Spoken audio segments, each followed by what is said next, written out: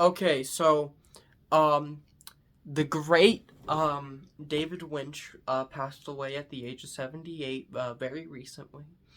And I decided I should I'm sorry, pay tribute to, his work, because he's just such a great director. Um, okay, I sound really sarcastic, okay? I am making this video because I like to, when the celebrity dies, I do like to, sorry for the shaky cam. Ugh. I do like to pay tribute to them. I do like to go back and watch some of their stuff. Um, a bonus to that is it could give me an increase in views, because other people share my pain. Um, but no, seriously, guys. So David Lynch did pass away recently, and I wanted to pay tribute.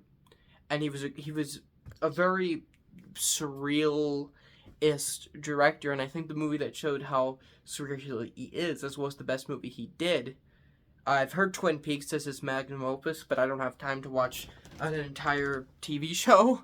But the movie that I think truly does represent him best as a director, as an artist, is the movie I'm about to talk about right now, which is Eraserhead. So what is the plot of Eraserhead? Well, before I tell you what the plot of this movie is, I think you guys need to understand, one, if you haven't seen this movie, it is surreal, and it's like it's very dreamlike. The whole movie feels like something you would dream up the night before you have the night before your wife has an abortion. Um, that's not even a joke. That's a fact. And number two, it is very the plot, because it's very dreamlike, it's very flimsy. It's a very flimsy plot. My hands are doing like this. I am Nosferatu. Okay, well that was weird.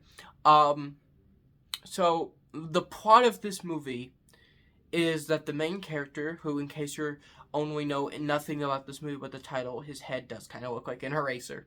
But he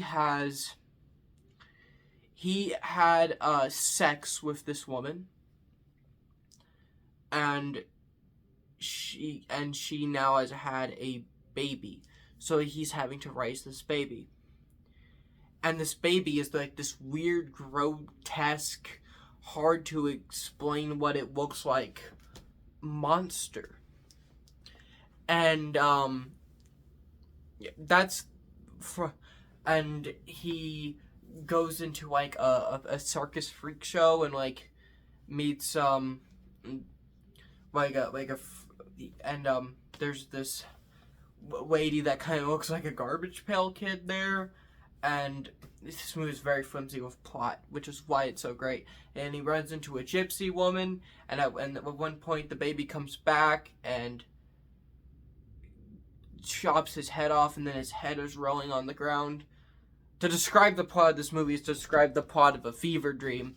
And then he wakes up, and wait, no, he doesn't wake up. Sorry. To describe this movie as a plot of a fever dream. But then he's back, and you realize the baby's in pain, and that the only real thing you can do that's good to this baby as a parent is to kill it, and then he kills it, which is okay, because he didn't even want the baby to begin with.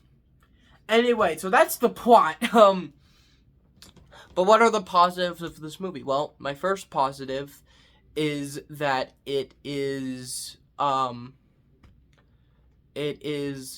very surreal. And the surrealist in this movie works, and that's what I really liked about it. I liked how surreal this movie was, how surreal this movie looked.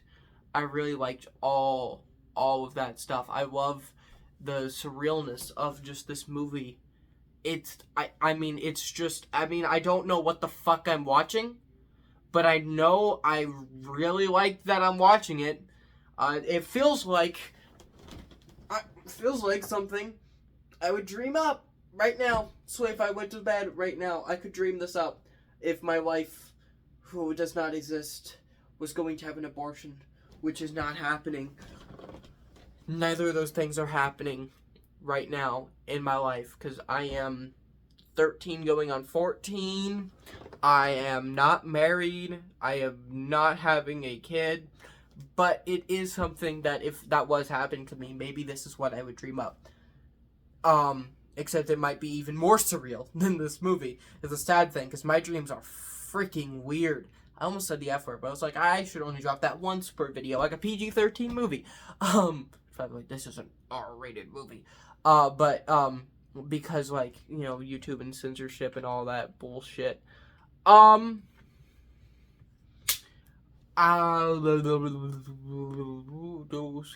toilet.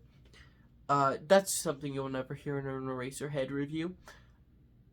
The negatives aren't really problems I have with it, because I actually loved this movie. Like, an A+ movie is a movie, but, okay, I've already spoiled the grade, but this is an A+ movie. And I'll still go do the grade section later.